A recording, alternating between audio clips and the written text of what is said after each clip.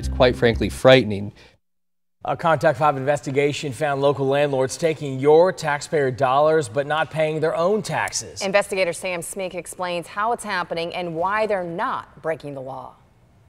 The homes you're looking at belong to landlords in the Housing Choice Voucher Program, a federal program that uses your tax dollars to provide low-income housing. In Palm Beach County, it's run through the Housing Authority. They subsidize the rent for some of the young ladies based off of income level. Each month, the tenant pays their landlord a small amount, and the rest comes from the Housing Authority. It's an implied guaranteed income if you meet the requirements of the Housing Authority. Ezra Saffold is one of those landlords. It's part of my rental investments.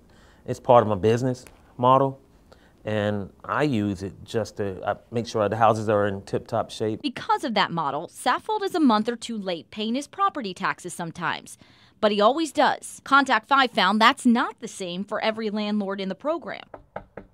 We went knocking on the doors of those who, according to records, haven't paid their property taxes as of September. To understand that there are landlords out there that are receiving taxpayer funds from the government and then at the same time not paying their obligations to the government, the local government, is astounding to me. It's quite frankly frightening. 42 landlords owe a combined $118,000 in delinquent property taxes.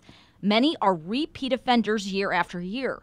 One landlord alone owes more than $16,000. It's those tax dollars that they're not paying that we pay our firefighters with, our deputy sheriffs.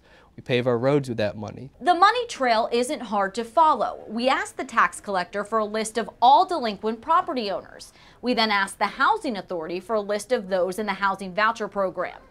It didn't take long to figure out who was on both lists. So the question now, why aren't these two agencies comparing notes? It shouldn't have to be the press finding this information out. Why can't one entity work with the other? After you've brought this to my attention and Channel 5 has brought this to my attention, I'm going to proactively speak with Ann Gannon, our tax collector, and I know that she will do the right thing and get this information to the Housing Authority.